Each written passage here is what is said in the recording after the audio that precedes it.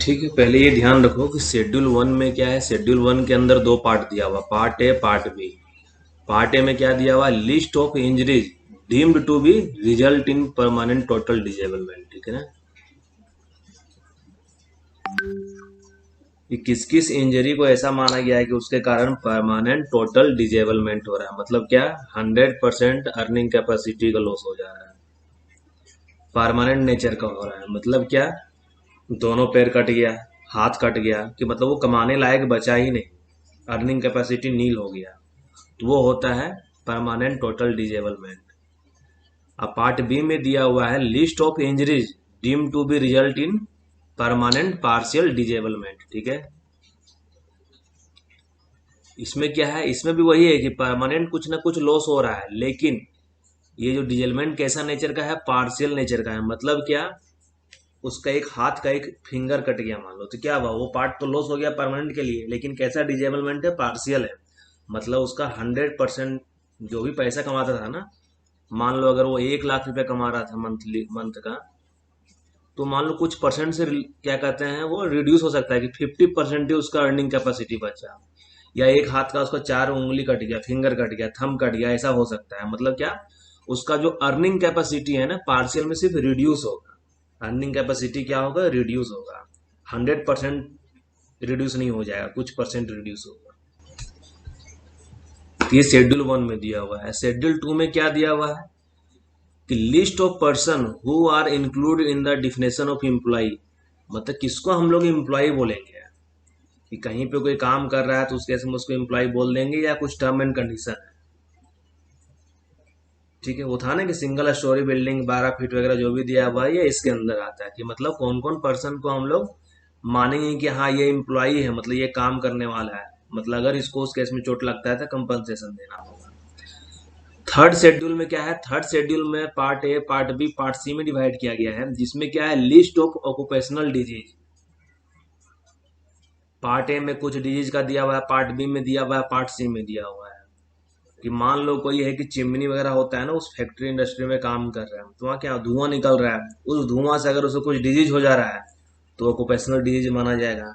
तो उसी तरीके से वो डिजीज किस टाइप का है, वो category A category B category C है ना, सब में अलग अलग है। जैसे मान लो कोई मैग्नीज वाला माइंस में काम कर रहा है, वहां उसको पॉइजनिंग हो गया है, तो उस केस में, या कोई यूरेनियम वाले माइंस में काम कर रहा है तो वहां पे उसका अगर कुछ उससे रिलेटेड डिजीज हो गया है, तो सब डिजीज का अलग अलग मतलब पार्ट में क्लासिफिकेशन किया गया था। पार्ट ए में कुछ ऑक्यूपेशनल डिजीज का लिस्ट दिया हुआ है, पार्ट बी में कुछ अलग दिया हुआ है, पार्ट सी में कुछ अलग दिया हुआ है। ठीक है, ऑक्यूपेशनल डिजीज होता है क्या है, कि कोई भी ऐसा प्रोफेशन जहाँ पे काम करने से अगर जिस जिससे रिलेटेड काम कर रहा है, अगर उसी से रिलेटेड कुछ उसको क्या बोले हैं डिजीज हो जा रहा है, तो उस केस में बोला जाता है वो ऑक्यूपेशनल डिजीज है। अगर कोई हजार्डस प्रोफेशन में काम कर रहा है तो, जैसे माइनिंग में मान लो कि अंडरग्राउंड माइंस में काम कर रहा है ना, तो डस्ट वगैरह है कि हमेशा डस्ट में एक्सपोजर रहेगा, जो भी आदमी काम करेगा तो डस्ट इनहेल करेगा, तो डस्ट से रिलेटेड जो डिजीज होता है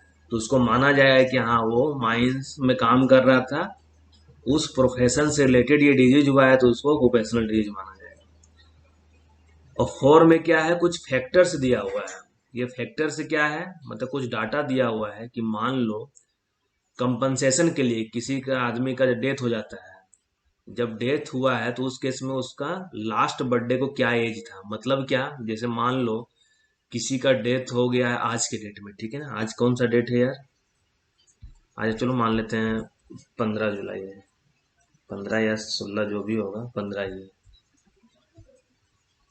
ठीक है, मान लो 15 जुलाई है,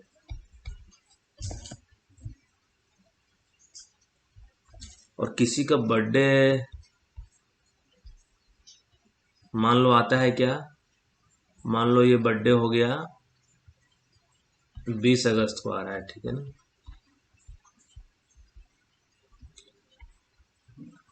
और ये आदमी का मान लो एक्सीडेंट होता है 10 जुलाई को, तो लास्ट बर्थडे कौन सा क्रॉस किया हुआ है वो, 15/7/2021 वाला बर्थडे है ना, उसका कंसीडर किया जाएगा। तो इसमें क्या है, लास्ट बर्थडे को कंसीडर किया जाएगा। ठीक है ना, अगर मान लो एक्सीडेंट इसके बीच में होता है तो जो बर्थडे क्रॉस किया है, अगर मान लो फ्यूचर में एक्सीडेंट होगा उसका, मान के चलते हैं अगर कोई डेट आगे आने वाले कि अगस्त वगैरह में किसी आदमी का एक्सीडेंट होता है और उसका बर्थडे मान लो 15 जुलाई,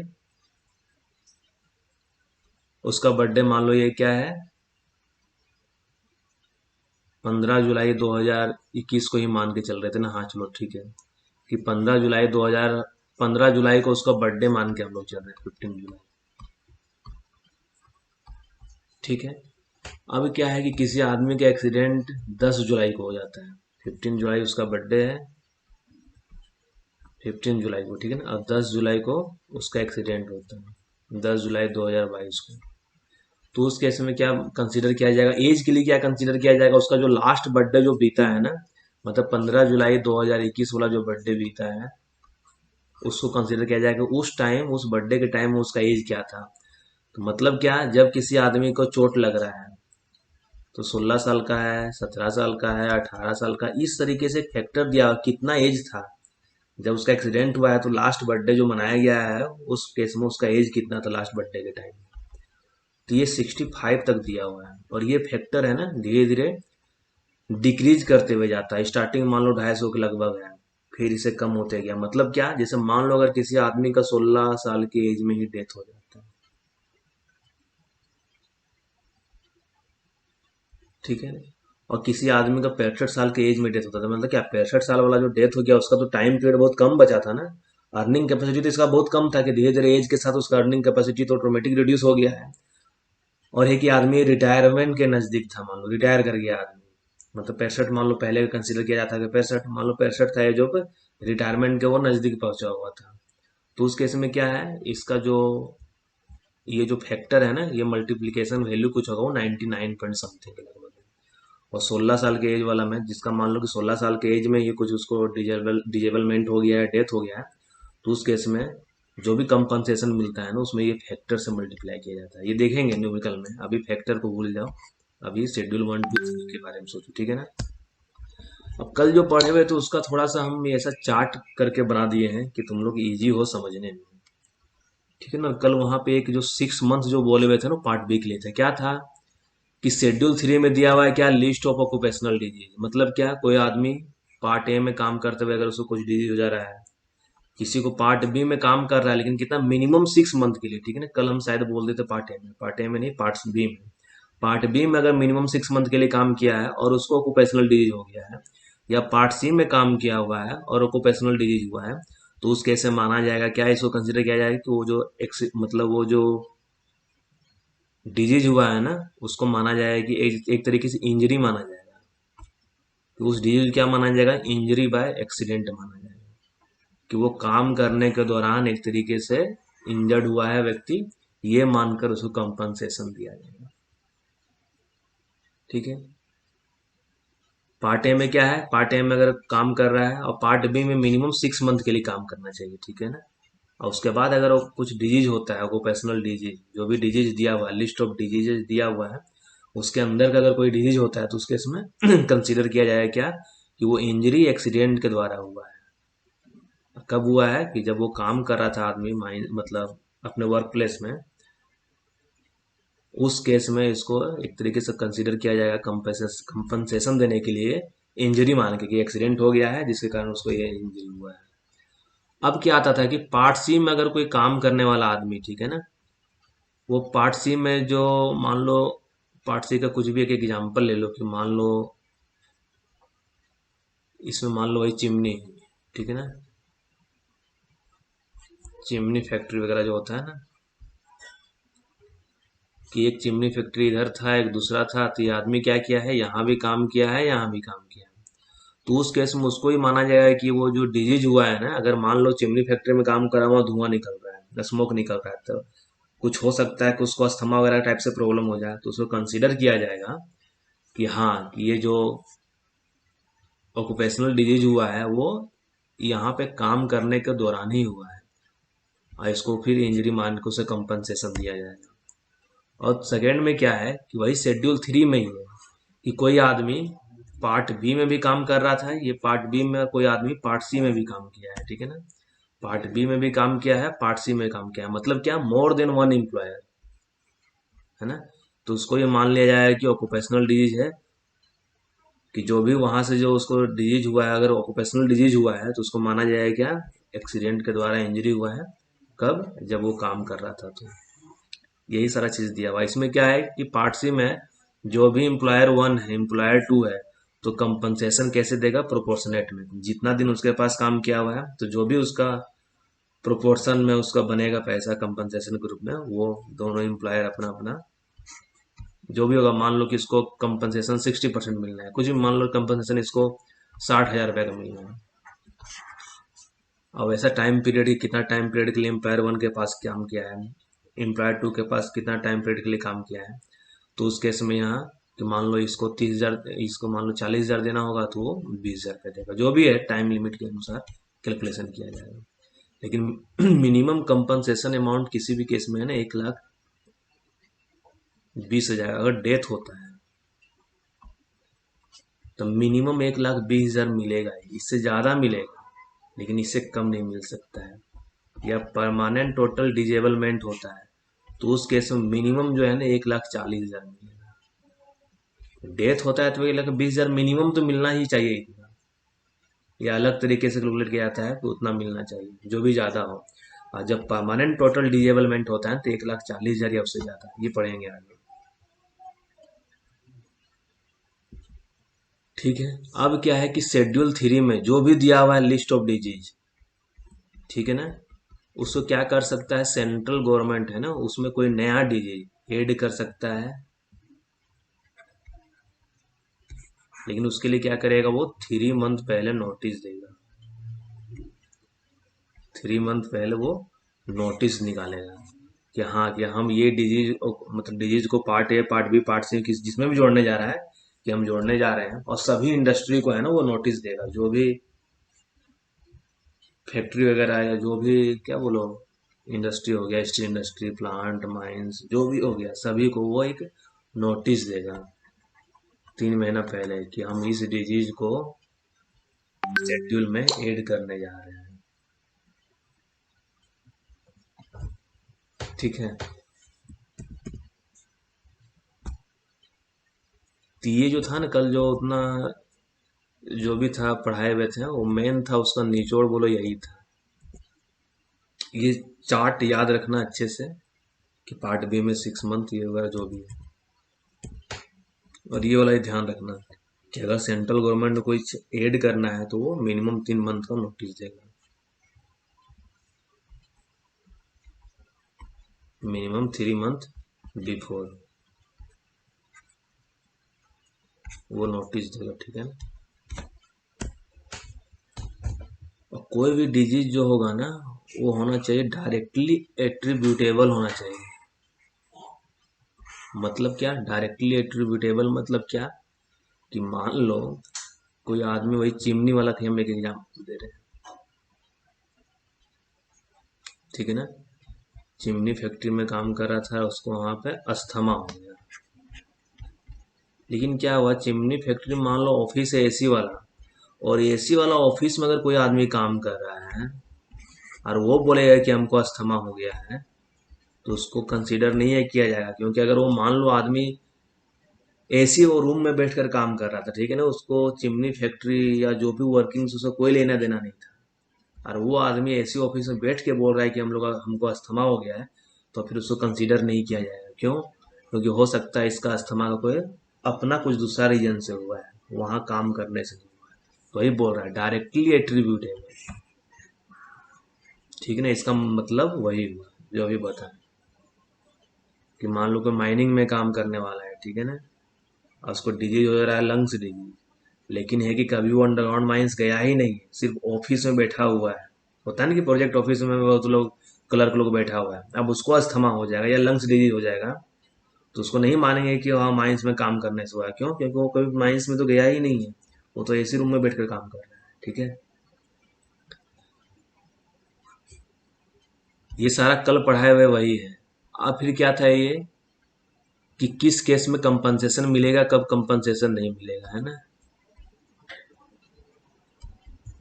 कंपनसेशन कब मिलेगा, कब नहीं मिलेगा। अगर कोई व्यक्ति इंस्टीट्यूट कर दिया है क्या है सिविल सूट फॉर डैमेजेज, मतलब उसको जो भी नुकसान हुआ है, उसको चोट लगा है, उसके अगेंस्ट में वो कोर्ट में जाकर केस रजिस्टर कर दिया है, तो उस केस में उसको कंपनसेशन नहीं मिलेगा। अब फिर बाद में कोर्ट जो डिसीजन लेगा उसके अनुसार कंपनसेशन मिलेगा, लेकिन जब रजिस्टर कर दिया तो उस केस में वहां पे उस टाइम नहीं मिलेगा। सेकंड क्या है कि अगर वो कमिश्नर को, कि जो कमिश्नर पढ़े थे ना हम लोग कि सेक्शन 20 में दिया हुआ कमिश्नर के बारे में, अगर कोई व्यक्ति जो एम्प्लॉय था जिसको चोट लगा है, ठीक ना, तो वो एम्प्लॉय करेगा, नहीं तो अगर इसका एम्प्लॉय का अगर डेथ हो जाएगा तो उसका डिपेंडेंट करेगा। अगर वो कंपनसेशन के लिए क्लेम करता है कमिश्नर को, कंपनसेशन के लिए क्लेम किया कमिश्नर के पास, ठीक है ना, तो उस केस में फिर वो क्या है, सिविल सूट इंस्टीट्यूट नहीं कर सकता, मतलब कोर्ट में केस दर्ज नहीं करवा सकता, क्योंकि कंपनसेशन के लिए पहले ही वो क्लेम कर चुका है। तो ये नहीं कि एक बार कंपनसेशन ले लिया है उसके बाद दोबारा केस करेगा और फिर कोर्ट के थ्रू दोबारा लेने की कोशिश करेगा, नहीं, वैसा प्रावधान नहीं, ठीक है ना। थर्ड में क्या है कि जो इम्प्लॉयर है और इम्प्लॉई, जो काम करने वाला, एम्प्लॉयर नौकरी में जो रखने वाला, जो कंपनी हो गया, एम्प्लॉय हो गया काम करने वाला, अगर ये दोनों आपस में एग्रीमेंट कर लिया है कंपनसेशन के बारे में कि ठीक है चोट लग गया है, हम आपको इतना कंपनसेशन, बातचीत आपस में कर लिया, एग्रीमेंट कर लिया है, और उसके बाद एग्रीमेंट इधर कर लिया, फिर आदमी सोचे कि हम जाके सिविल कोर्ट सूट, मतलब कोर्ट में जाकर हम एक केस रजिस्टर कर दें इसके अगेंस्ट दोबारा के लिए, वो नहीं हो पाएगा, ठीक है। अगर पहले एग्रीमेंट कर लिया है या पहले कंपनसेशन के लिए कमिश्नर के पास क्लेम कर चुका है, तो उस केस में वो सिविल सूट इंस्टीट्यूट नहीं कर पाएगा।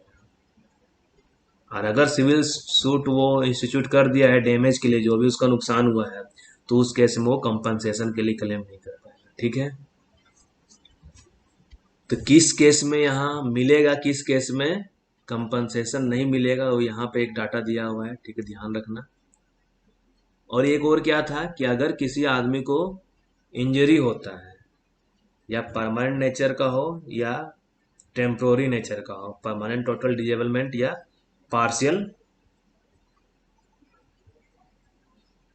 कमिश्नर देगा अनुराग, कमिश्नर क्यों, कमिश्नर तो इसीलिए बनाया गया है ना, जो कमिश्नर जो एक आयुक्त नियुक्त किया गया है, किस लिए नियुक्त किया गया है कि वो वर्कमैन कंपनसेशन एक्ट का जो भी है प्रोसेस वो समझे, देखे, और वर्कर के लिए ही एक तरीके से उसके कल्याण के बारे में सोचे जिसको चोट लगा हुआ है।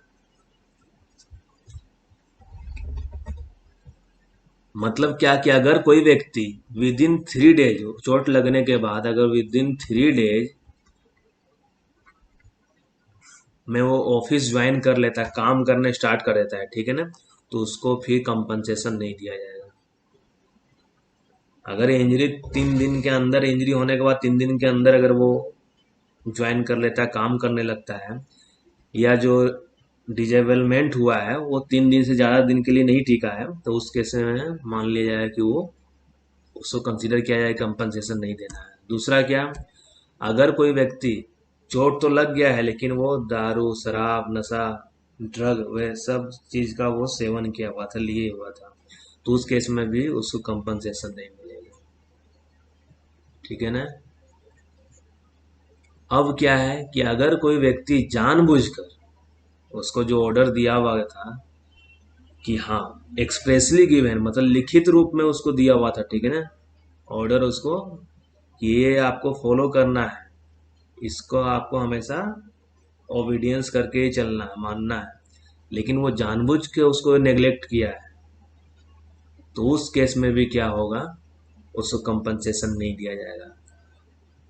और फिर क्या है, कंपनसेशन कब नहीं दिया जाएगा, जब वो व्यक्ति कुछ जानबूझकर, जो भी सेफ्टी के लिए चीज को, मान लो होता है ना कि अंडरग्राउंड माइंस में तुम चल रहे हो, ठीक है ना, तो इंक्लाइनेशन पे डिपेंड करता है, 30 डिग्री, 45 डिग्री, 60 डिग्री की लेडर बनाएंगे, फिर बगल में स्टेयर केस देंगे। अगर कोई व्यक्ति जानबूझकर वो हाथ से वह हैंडल हटा दिया है, ठीक है ना, तो है कि स्लोप में अगर जा रहा है, मान लो ऐसा करके स्लोप में जा रहा है और ज्यादा ग्रेडियंट है, और ये हैंडल देता है साइड में चलने के लिए, चलो ये पकड़ के आराम से आदमी ग्रेडियंट में उतरेगा। अगर वो हैंडल कोई आदमी जानबूझ के हटा दिया है, क्योंकि सेफ्टी का चीज था, और उस केस में वो गिर गया यहाँ से, तब फिर इसको कंपनसेशन नहीं दिया जाएगा। बोलेगा ये जानबूझ के नेग्लेक्ट किया है वो चीज़ को, दिया गया था सेफ्टी के लिए। मान लो उसको सेफ्टी बेल्ट दिया है काम करने के लिए कि जाओ जी तुम हाइट पे काम करेगा, सेफ्टी बेल्ट यूज करना है।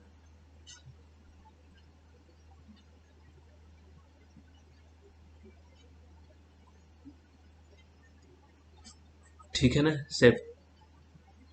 ठीक है निर्मल, तुम्हारा बात को हम बाद में देखेंगे, अभी इधर ध्यान कंसंट्रेट करो, इधर डाइवर्ट मत करो।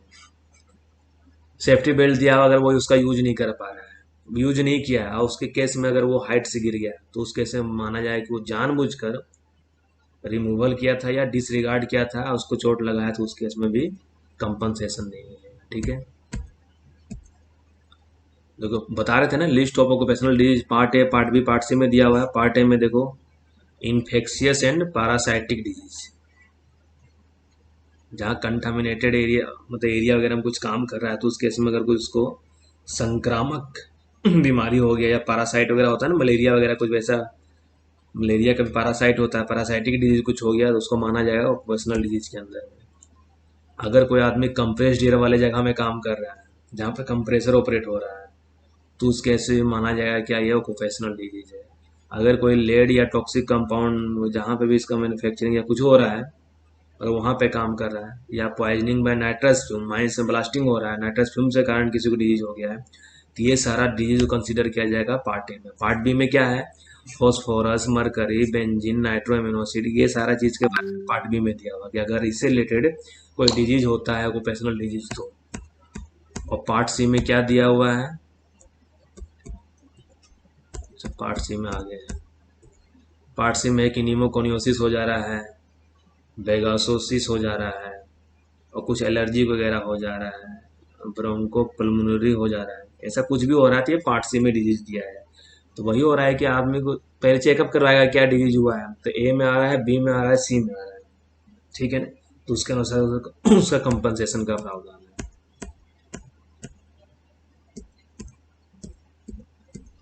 ये था हम कल का ही बताए हुए हैं कि कल जो पढ़े थे, कंपनसेशन कब मिलेगा और कब नहीं मिलेगा। ठीक है ना, ये यहाँ पे था जो अभी जस्ट बताया।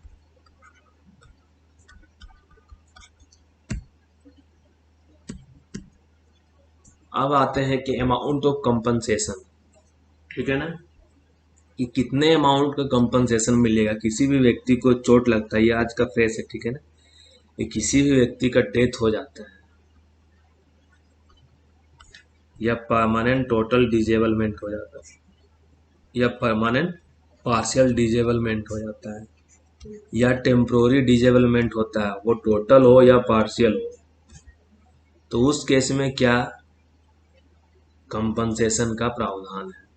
तो ये अमाउंट ऑफ कंपनसेशन ये जो डिपेंड करता है ना, वो डिपेंड करता है कि nature of injury caused by accident, मतलब क्या बताए ना, डेथ हो गया है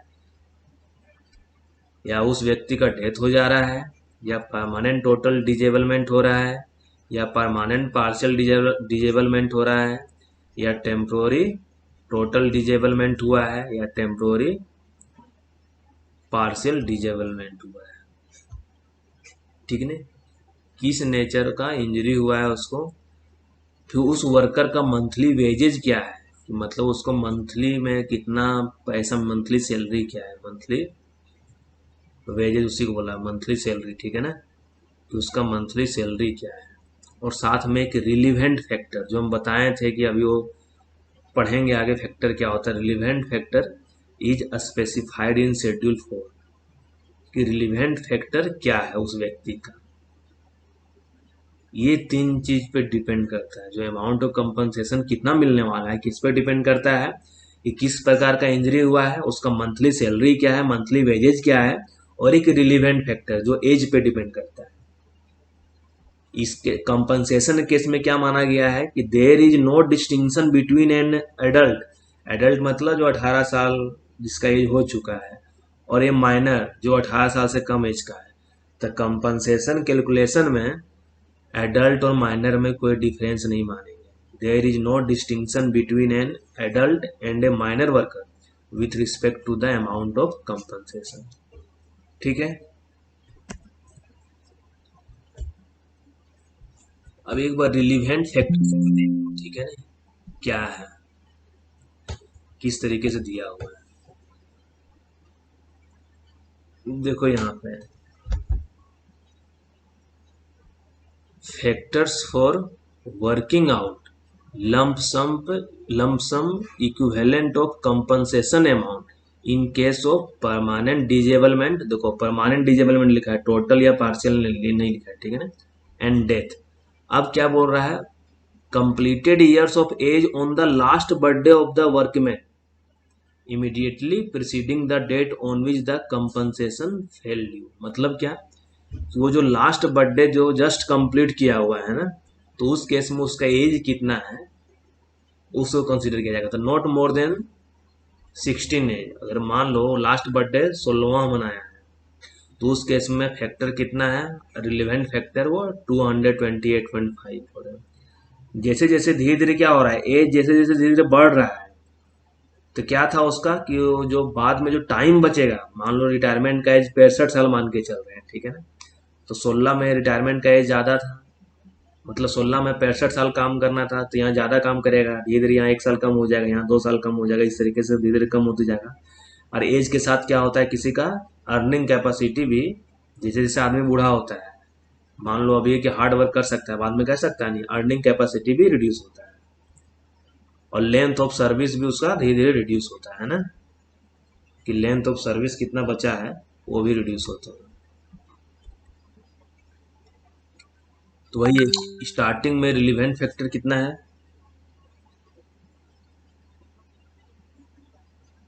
228.54, धीरे धीरे ये रिड्यूस होता गया है, ठीक है ना। अब कहाँ तक गया देखो, जो भी लास्ट बर्थडे मनाया हुआ है लास्ट में, देखो ये रिलीवेंट फैक्टर, अगर वो जो अपना एज कंप्लीट कर लिया है 65 और वो होता है ना, बहुत लोग रिटायरमेंट के बाद भी कहीं कहीं प्राइवेट में कहीं कुछ जॉब मिल जाता है ना, वैसा कुछ एक्सपीरियंस वाला आदमी को, तो लास्ट में रिलीवेंट फैक्टर कितना बचता है, 99.37, ठीक है ना। तो ये कंपनसेशन कैलकुलेशन में कंसीडर किया जाता है।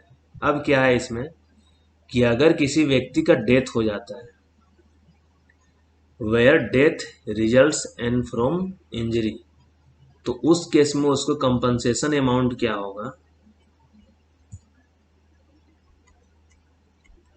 50% किसका, मंथली वेजेज का, 50% ऑफ,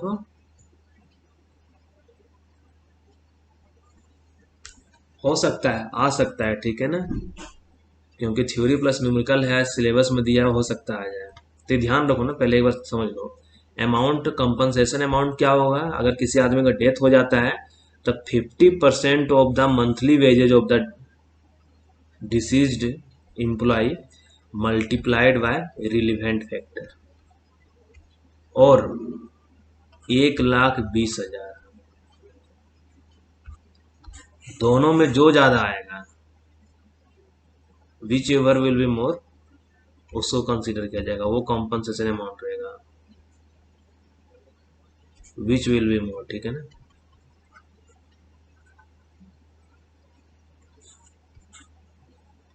तो मतलब ये अगर ये एमसीक्यू क्वेश्चन में आता है कि डेथ के केस में मिनिमम कंपनसेशन अमाउंट कितना मिलेगा, मिनिमम कितना मिलेगा, 1,20,000, ये क्वेश्चन इंपॉर्टेंट, ठीक है ना। अब इस पे एक न्यूमेरिकल है, क्या है कि देखो, कि कोई एक वर्कमैन था, वो किसी फैक्ट्री में काम कर रहा था, उसका मंथली वेजेस दिया हुआ है 3,000 रुपीज, क्या, कि जो मंथली उसका वेजेस था वो 3,000 रुपीज है। और जब वो काम कर रहा था तो एक एक्सीडेंट के साथ मिला है, और उसका डेथ हो गया है 2000 अक्टूबर 2000 में, और उसका जो डेट ऑफ बर्थ था वो 18 जुलाई 1970 था। तो 18 जुलाई 1970 से तुम 18 जुलाई 2000 तक काउंट करो, तो 30 साल हो रहा है। तो उस केस में क्या होगा, 50% ऑफ क्या बताए हम, compensation amount monthly wages into relevant factor for age के लिए, तो 50 इंटू मंथली, क्या दिया, मंथली वेजेस 3,000 दिया हुआ है, 50/100, 50% हो गया।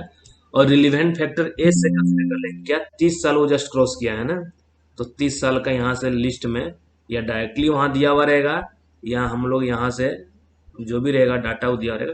कितना दिया हुआ है, 207.98 दिया हुआ है। मतलब क्या,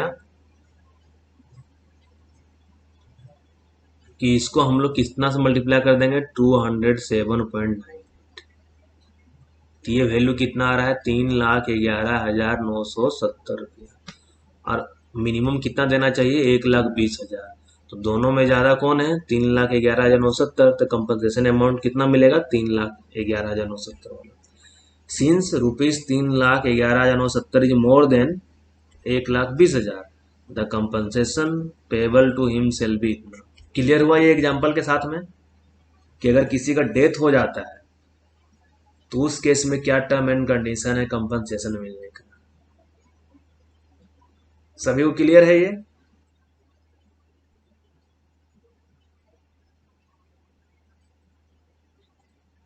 थ्योरी में है ना ऐसा लिखा हुआ है, जब तक ये एग्जाम्पल नहीं दिखाएंगे तब तक समझ में नहीं आता, ऐसा चीज है ये। अब सेकंड में क्या हो रहा है कि when permanent total disablement results from injury, मतलब परमानेंट टोटल डिजेबलमेंट हो गया है, मतलब क्या, उसका अर्निंग कैपेसिटी 100% से लॉस हो गया, 100% लॉस ऑफ अर्निंग कैपेसिटी। तो इस केस में कंपनसेशन अमाउंट का क्या प्रावधान है। तो इस केस में क्या है, वहां जो 50% था ना, यहाँ पे देखो डेथ के केस में कम है और डिजेबलमेंट के केस में जाता है 60% of monthly wages into relevant factor, या 1,40,000 रुपया। दोनों में जो ज्यादा होगा विच विल बी मोर, वो कंपनसेशन अमाउंट होगा। ठीक है, परमानेंट डिजेबलमेंट के केस में ये फॉर्मूला है। अब इसका सिंपल से एक एग्जांपल देख लो कि कोई आदमी जो था, मतलब वही लास्ट एग्जांपल में ही ले लेते हैं, ठीक है ना। तो उसका 60/100 उसका टोटल डिजेबलमेंट हुआ है, 60/100 इंटू 3,000 उसका मल्टी क्या मंथली वेजेस था, और एज फैक्टर कितना था, 207.98। तो इस केस में कंपनसेशन अमाउंट कितना आ रहा है, 3,74,365 रुपये। और मिनिमम कितना होना चाहिए, 1,40,000। दोनों में कौन ज्यादा है, 3,74,365 रुपये, ये ज्यादा है। तो कंपनसेशन अमाउंट क्या मिलेगा, 3,74,360। ठीक है, बस दोनों में थोड़ा सा डिफरेंस है, 50% और 60% का डिफरेंस है। और यहां से एमसीक्यू क्वेश्चन ये बन सकता है कि जब किसी का परमानेंट टोटल डिजेबलमेंट होता है तो मिनिमम कंपनसेशन अमाउंट क्या है, मिनिमम कंपनसेशन अमाउंट क्या होगा, 1,40,000।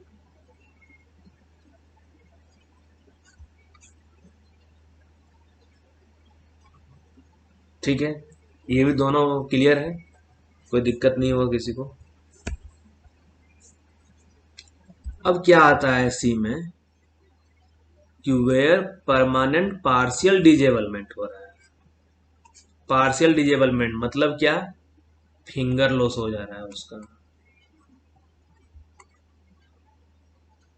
किसी हाथ का 4 उंगली लॉस हो जा रहा है, ठीक है ना, या थंब कट जा रहा है, और कुछ वैसा है, उसका पाँव टूट गया है मान लो। पाँव नहीं, पाँव टूटना तो वापस से लौट जाएगा, कोई दिक्कत नहीं है, क्योंकि पाँव टेम्पोररी नेचर का हो जाएगा, लेग ब्रोकन, ठीक है ना। मतलब जो शरीर से कुछ पार्ट का परमानेंटली लॉस हो गया, लेकिन क्या है वो काम करने लायक है, काम में लौट सकता है। तो उस केस में क्या है, कंपनसेशन का क्या प्रावधान है, ये ध्यान देना। यहाँ पे क्या है, इन the case of an injury specified in the part 2 of schedule 1। Schedule 1 के पार्ट 2 में क्या था, परमानेंट पार्शियल डिजेबलमेंट में जो अर्निंग कैपेसिटी का जो लॉस होता है उसी के बारे में दिया हुआ है।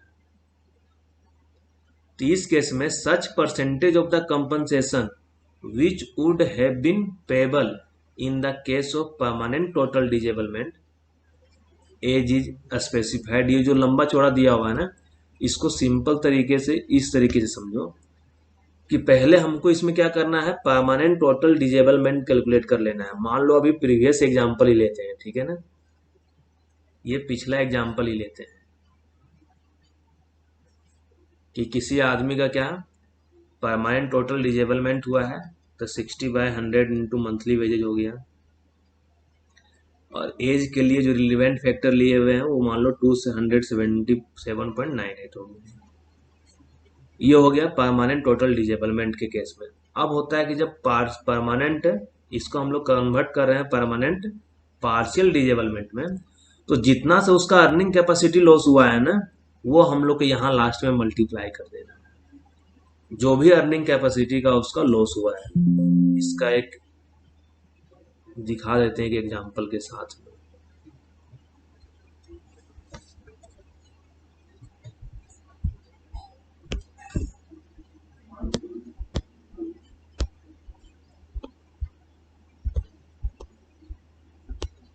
जैसे देखो यहाँ पे है ना, शेड्यूल 1 के पार्ट 2 में ये दिया हुआ है, list of injury deem to be result in permanent partial disablement. अब क्या हो रहा है उसका, जैसे मान लो यहाँ पे जो इतना डाटा दिया हुआ है ना, लॉस ऑफ थंब हो जा रहा है, तो उसका अर्निंग कैपेसिटी कितना से रिड्यूस हो गया, 30% से, है ना। Percentage of loss of earning capacity, और 30% से लॉस हो गया है, ठीक है ना। तो लॉस ऑफ थंब हुआ है, तो उस केस में उसे कंपनसेशन कितना मिलेगा। तो यहाँ पे ये जो परमानेंट टोटल डिजेबलमेंट था ना, और पार्शियल निकाल रहे हैं, तो इसको 30 से डिवाइड कर दो, 30% से। तो ये होता है परमानेंट पार्शियल डिजेबलमेंट। मतलब पहले क्या है, परमानेंट टोटल डिजेबलमेंट तो कैलकुलेट कर ही लेना है, और जितना से उसका अर्निंग कैपेसिटी रिड्यूस हो रहा है ना, उससे सिर्फ मल्टीप्लाई कर दो, तो वो उसका कंपनसेशन अमाउंट हो जाएगा। लेकिन किसी भी केस में मान लो एक आदमी का 3-4 चीज केस हो गया है, ठीक है ना। 3-4 केस क्या, मान लो कि loss of thumb and it's metacarpal bone हो गया, ये 40% हो गया। लॉस ऑफ 4 फिंगर 50 हो गया। लॉस ऑफ 3 फिंगर, यहाँ पे टोटल अगर जोड़ेंगे अर्निंग कैपेसिटी का लॉस, कि एक ही आदमी को कुछ भी नुकसान हो सकता है, 3-4 ज्वाइंट होकर 3-4 कंबाइन हो सकता है पार्शियल वाला। 40 + 50 + 30, अगर ये तीनों काउंट करेंगे तो 50, 40, 90, 120%। मतलब किसी भी केस में फिर क्या होगा, वो पर जितना भी परमानेंट टोटल डिजेबलमेंट है ना, मैक्सिमम उतना ही मिलेगा उससे, उससे ज्यादा नहीं जा सकते। अगर मान लो परमानेंट पार्शियल डिजेबलमेंट हुआ है, और ये 3-4 मिला के अगर ग्रेटर देन इक्वल टू 100% भी हो जा रहा है ना, अगर 100% हो जाएगा, तो उस केस में क्या होगा, परमानेंट पार्शियल डिजेबलमेंट और परमानेंट टोटल डिजेबलमेंट वो इक्वल हो जाएगा। लेकिन अगर परमानेंट पार्शियल डिजेबलमेंट अभी दिखाए ना जोड़ के कि ग्रेटर देन 100% हो जा रहा है,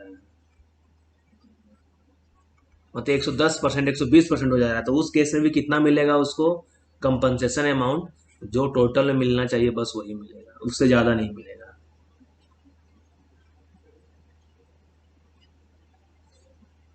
ठीक है, क्लियर हुआ ये। थर्ड नंबर क्लियर हुआ, ये बताओ सी नंबर सभी को क्लियर हुआ।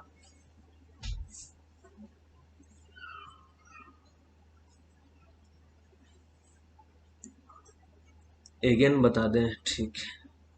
इसमें क्या है कि जब पार्शियल डिजेबलमेंट हो रहा है ना, किसी का भी दिखाया ना एग्जांपल, किसी का फिंगर लॉस हो गया, थंब लॉस हो गया, ठीक है ना, थंब, तो उस केस में दिया हुआ है कि अर्निंग कैपेसिटी 30% से रिड्यूस हो जाएगा।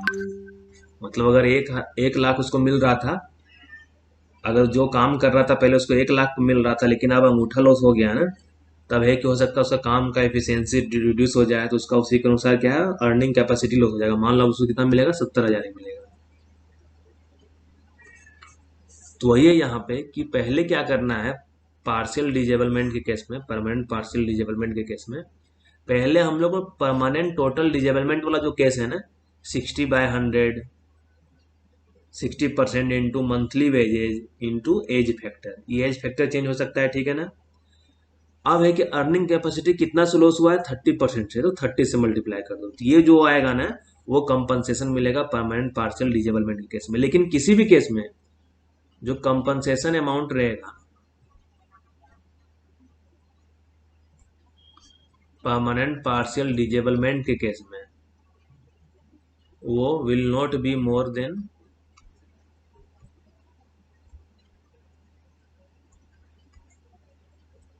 Permanent total disablement. मतलब लास्ट केस में अगर मान लो यही सारा सिचुएशन मानते हैं ना, अगर इसको 3-4 पार्ट, अब क्या होता है कि जब आदमी किसी का मान लो पार्शियल इंजरी हुआ है ना, तो एक हो सकता है कि एक अंगूठा भी कट गया, चार उंगली भी कट जाए, ऐसा वाला सिचुएशन हो सकता है। नहीं तो वही तो बता रहे, किसी भी केस में परमानेंट पार्शियल डिजेबलमेंट को जो भी कंपनसेशन अमाउंट मिलेगा ना, will not be more than PTD, permanent total disablement. Equal हो सकता है लेकिन मोर नहीं हो सकता। इक्वल कब होगा? जब मान लो यहाँ 110% हो जा रहा है, तो उस केस में भी इसको 100% मानेंगे, और 100 से मल्टीप्लाई करेंगे, 100 डिवाइड बाई 100 कट जाएगा, तो यही हो जाएगा। ठीक है।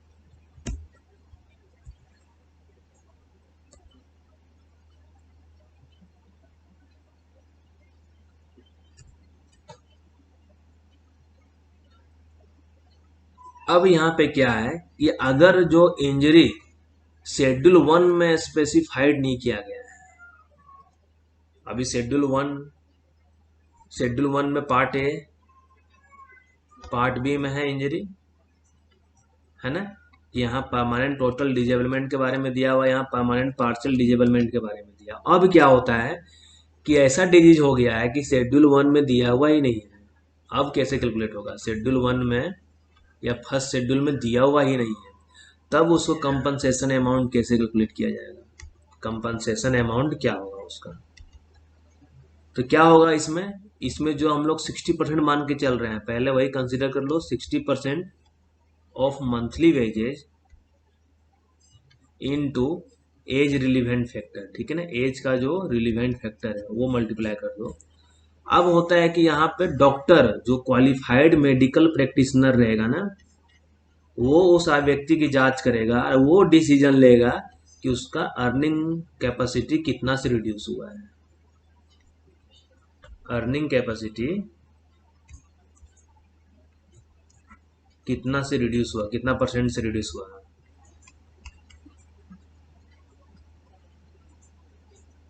ये कौन डिसाइड करेगा? Qualified medical practitioner. अब ये बोलता है कि नहीं, इसका जो अर्निंग कैपेसिटी है ना, 40% से रिड्यूस हो गया, 50% से रिड्यूस हो गया, तो जो भी रिड्यूस हो वो इसमें साथ में बाद में मल्टीप्लाई कर दो। पार्शियल के केस में क्या था कि लिस्ट में दिया हुआ था, लेकिन यहाँ पे क्या है, लिस्ट में नहीं दिया हुआ है। शेड्यूल 1 में जो टोटल डिजेबलमेंट का भी केस में नहीं दिया हुआ है और पार्शियल के केस में नहीं दिया, तो उस केस में क्वालिफाइड मेडिकल प्रैक्टिशनर जो है ना, डॉक्टर डिसाइड करेगा कि उसका अर्निंग कैपेसिटी कितना से लॉस होगा, और उसके अनुसार यहाँ पे मल्टीप्लाई कर देंगे। ठीक है। जो लिस्ट में नहीं है उसके लिए क्लियर हुआ कि शेड्यूल 1 में ना पार्ट ए में दिया हुआ है टोटल डिजेबलमेंट के केस में, ना पार्ट बी में दिया हुआ है पार्शियल डिजेबलमेंट के केस में।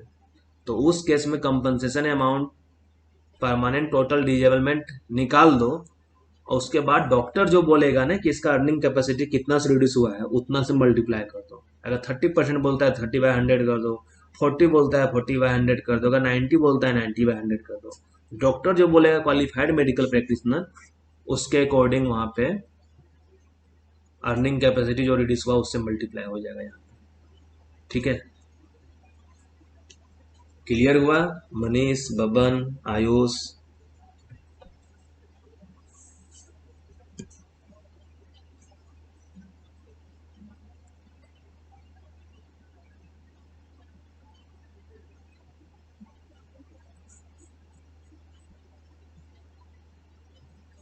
देखो यहाँ पे वही है, ठीक है ना, इस जगह पे वही एक केस का एग्जांपल दिए हुए। क्या है कि एक आदमी का मंथली वेजेस 3000 रुपीज है, और जब उसका इंजरी हुआ है तो मतलब वो 20 साल का एज कंप्लीट किया है, 20 ईयर, तो उसका कंपनसेशन अमाउंट क्या होगा? और उसका क्या हो गया है? लॉसेज 1 आई हो गया कि एक आंख उसका चला गया है। तो अगर आंख वाला लिस्ट दिया हुआ रहेगा, मतलब पहले क्या करना है, 60/100 परमानेंट टोटल डिजेबलमेंट जो निकालते हैं इंटू 3000, और 20 के लिए हम रिलेवेंट फैक्टर देख लेंगे कितना है। यहाँ मान लो 224 दिया हुआ है, ठीक है ना, एग्जाम्पल जो भी है ये निकाल लिए। अब है कि अगर देखेंगे लिस्ट में दिया हुआ है कि नहीं। अगर लिस्ट में नहीं दिया हुआ रहेगा तो हमको कौन बताएगा? डॉक्टर बताएगा। अगर डॉक्टर बोलता है कि 40% से रिड्यूस हो गया है, तो इसको लास्ट में 40 से मल्टीप्लाई कर दो, तो ये कंपनसेशन अमाउंट हो जाएगा। अरे यार हिमांशु, 50% और 60% वाला क्या नहीं समझ में आया? जब डेथ होता है तो डेथ के केस में क्या है कि 50% of monthly wages into age का जो रिलीवेंट फैक्टर है, ये डेथ के केस में कंपनसेशन मिलेगा। और जब परमानेंट टोटल डिजेबलमेंट होता है तो उस केस में 50 की जगह 60% हो जाता है। यही तो है। अब यहाँ पे क्या आता है फोर्थ में, कंपनसेशन फॉर टेम्पोररी डिजेबलमेंट। हम लोग परमानेंट का पढ़े हैं, परमानेंट टोटल डिजेबलमेंट, परमानेंट पार्शियल डिजेबलमेंट। मतलब कि परमानेंट नेचर का हो गया है कि उसमें शरीर का किसी ना किसी पार्ट का लॉस ही हुआ है कि जो वापस से रिकवर नहीं हो सकता है, आ नहीं सकता है। इसमें क्या हुआ है, टेम्पोररी डिजेबलमेंट, टेम्पोररी टोटल डिजेबलमेंट हो सकता है या टेम्पोररी पार्शियल डिजेबलमेंट हो सकता है। टेम्पोररी नेचर का क्या हो गया, मान लो लेग ब्रोकन, ब्रोकन लेग हो गया, मतलब क्या, उसका पैर टूट गया है, तो ये तो वापस पैर टूट गया तो ठीक हो जाएगा ना, कुछ दिन लगेगा टाइम, बस वही। तो इस केस में कंपनसेशन अमाउंट का क्या प्रावधान है, कंपनसेशन कितना मिलेगा, तो यह वहीं पे है कि टेम्पोररी नेचर का है डिजेबलमेंट, या टोटल हो सकता है या पार्शियल हो सकता है। तो उसको जो मिलेगा ना payment, half monthly payment of the sum equivalent to 25% of the monthly wages. मतलब उसका जो भी मंथली वेजेज है, मंथली वेजेज का 25% उसको मिलेगा। अब कब मिलेगा, प्रत्येक 16 डेज में, हर एक 16वां डे, प्रत्येक या एवरी, ऑन एवरी 16 डेज। मतलब क्या है कि अगर मान लो आज किसी को चोट लगता है, ठीक है ना, तो एग्जाम्पल लेते हैं कि किसी को 1 तारीख को चोट लगा है, 1 जुलाई को चोट लगा है, ठीक है ना, तो मिनिमम तो टेम्पोररी नेचर का है, 3 दिन तो इंतजार कर लेंगे कि 3 दिन के अंदर वो नौकरी ज्वाइन ना कर ले। अगर आ जाता है तो उसको कंपनसेशन मिलेगा ही नहीं। अब होता है कि ये 3 दिन के अंदर रिकवर नहीं कर पाया, अभी इसका बढ़ ही गया है, मान लो 1 महीना, 2 महीना, 3 महीना ऐसा कुछ हो गया।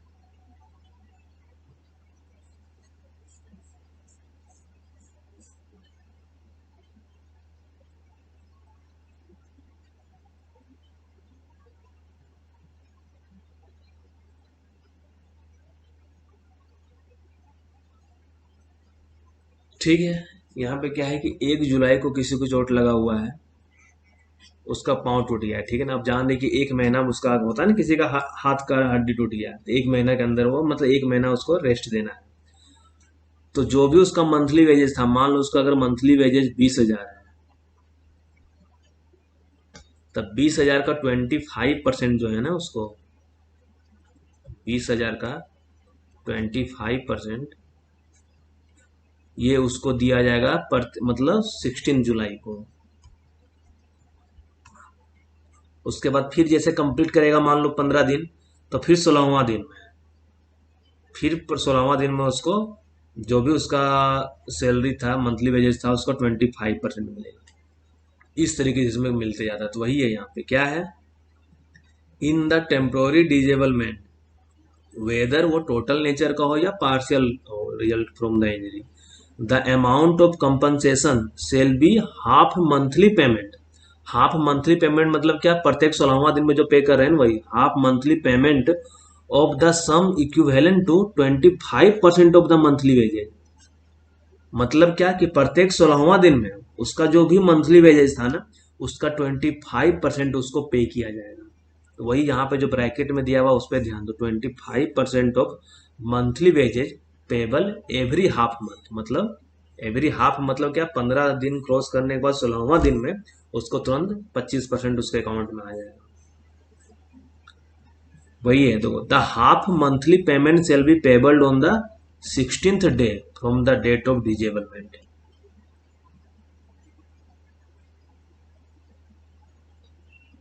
खुद से समझ में नहीं आएगा यार, ऐसा है।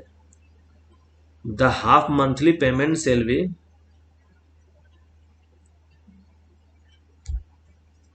माइंस का केस का यार अभी हम क्या बताएं, माइंस का केस का कुछ हो सकता है, मतलब अगर ये वर्कमैन कंपनसेशन एक्ट है, तो सभी जगह यही लागू होना चाहिए, ठीक है ना, इस सभी के लिए है। हाफ मंथली पेमेंट कब मिलेगा, वहां पे कब मिलेगा ये, अगर उस केस में डिजेबलमेंट लास्ट फॉर 28 डेज और मोर, कि डिजेबलमेंट क्या है कि 28 या उससे ज्यादा दिन के लिए लास्ट कर रहा है ना, तो उस केस में जो भी उसका मंथली पेमेंट या मंथली वेजेज है,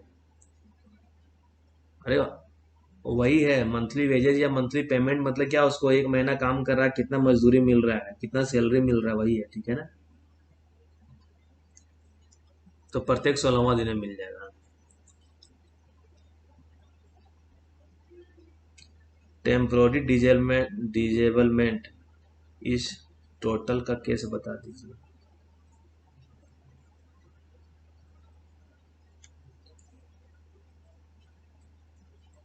मतलब क्या है कि देखो, केस हम एग्जाम बताते हैं, टेम्पोररी टोटल डिजेबलमेंट मतलब क्या, कि कुछ समय के लिए उसका अर्निंग कैपेसिटी है ना 100% से लॉस हो गया है, कुछ समय के लिए जो भी अर्निंग कैपेसिटी था वो 100% से लॉस हो गया है। टोटल डिजेबलमेंट मतलब क्या था, टोटल पार्सल का मतलब यही था कि अर्निंग कैपेसिटी कितना लॉस हो रहा है, तो 100% से लॉस हो जा रहा है, लेकिन क्या है, उसका जो भी इंजरी हुआ है ना वो टेम्पोररी नेचर का हुआ है, मतलब वो दोबारा काम में लौटेगा, तो ये टेम्पोररी टोटल डिजेबलमेंट हो गया। और टेम्पोररी पार्शियल डिजेबलमेंट में क्या हुआ कि अर्निंग कैपेसिटी 100% से लॉस नहीं हुआ है, वो कुछ परसेंट से लॉस हुआ है, और वो दोबारा काम करने आएगा। जैसे मान लो किसी आदमी का दोनों पैर टूट गया है, दोनों लेग, बोथ लेग ब्रोकन,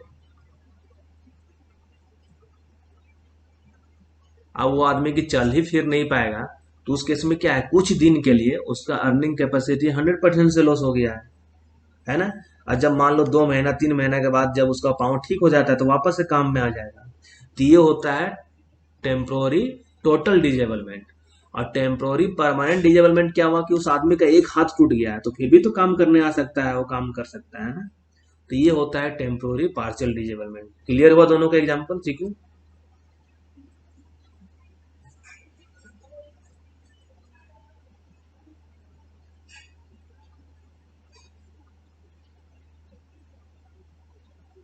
ठीक है, अब यहाँ पे बोला जाता है कि इसको क्या, मान लो किसी को टेम्पोररी टोटल डिजेबलमेंट हुआ है या टेम्पोररी पार्शियल डिजेबलमेंट हुआ है, तो क्या उसको कब तक हम लोग कंपनसेशन देते रहेंगे, कब तक उसको जो है ना पेमेंट मिलते रहेगा।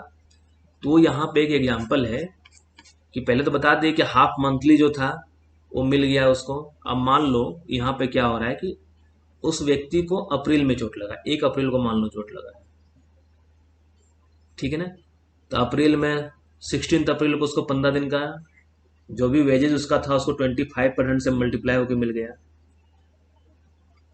ठीक है ना। फिर नेक्स्ट 15 डेज के लिए उसको 1 मई को मिल गया, फिर मई का 1 से 15 मई का 16 मई को मिल गया, फिर 16 मई से 31 मई का, 31 मई होता है ना, उसको 1 जून को मिल गया। अब जून में मान लो वो 8 ही दिन इंजर रहा है, अब 8 दिन के बाद वो ठीक हो गया, तो उस केस में अमाउंट क्या मिलेगा, मान लो जो था मंथली वेजेस का 25%, ठीक है ना, तो कैलकुलेट कर लिया जाएगा कि एक दिन का उसका कितना बन रहा था, तो उसी के प्रोपोर्शनेट में उसका 8 दिन का निकाल लिया जाएगा,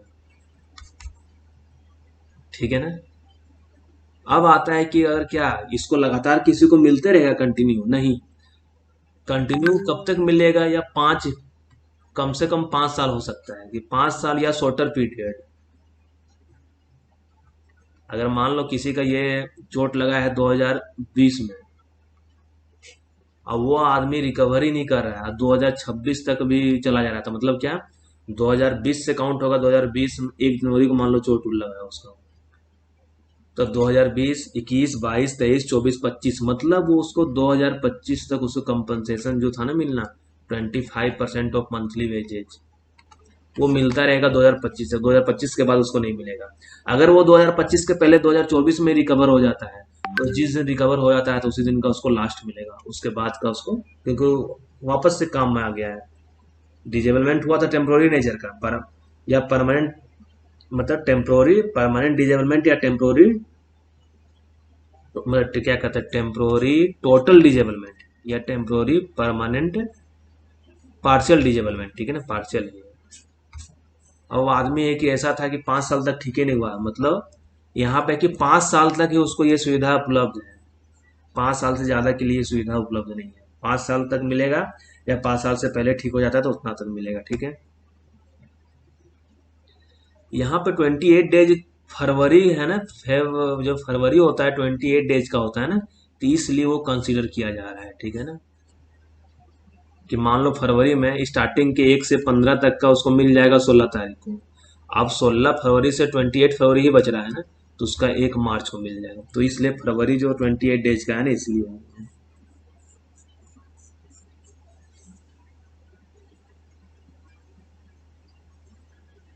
कंपनसेशन मिलेगा, ठीक है ना। मान लो काम में नहीं आ रहा, सैलरी नहीं मिलेगा, कंपनसेशन मिलेगा उसको। तो वही है यहाँ पे ये जो दिया हुआ है ना, हाफ मंथली ड्यूरिंग द डिजेबलमेंट और during the period of 5 years, which ever period is shorter, जो शॉर्टर पीरियड है उसके इसमें उसको वही कंसिडर किया जाएगा कंपनसेशन के लिए। तो ये होता है कंपनसेशन फॉर टेम्पोररी डिजेबलमेंट, वो टोटल नेचर का हो या पार्शियल हो, जो भी हो। अब इसमें आता है क्या, 2-3 चीज और देख लो, थोड़ा सा है, ज्यादा नहीं।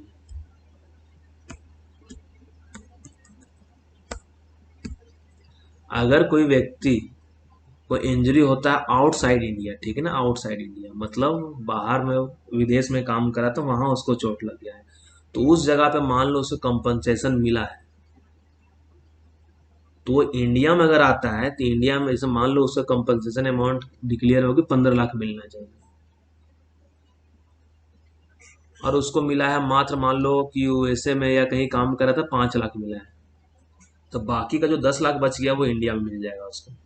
ये नहीं इंडिया में दोबारा से उसको 15 लाख मिलेगा, नहीं।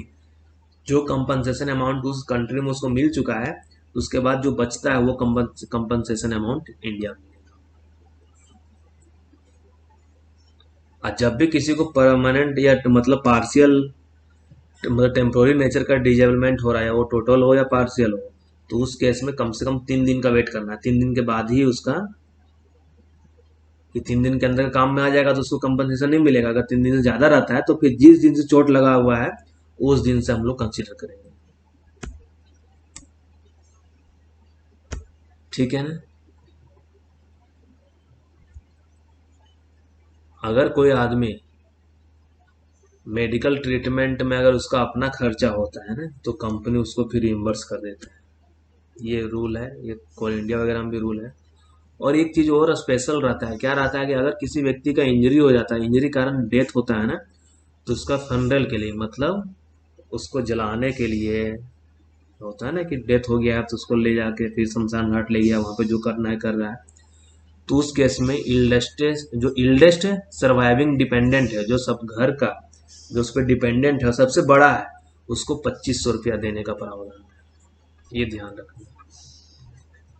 कितना मिलेगा कंपनसेशन, कंपनसेशन नहीं, जलाने वगैरह के लिए या दफनाने के लिए या जो भी जिस धर्म में जो होता है, 2500 रुपया उस फैमिली को भी दिया जाएगा। फैमिली वो जो डिपेंडेंट है उसके ऊपर, और सबसे घर के इल्डेस्ट मेंबर को, इल्डेस्ट सर्वाइविंग डिपेंडेंट को।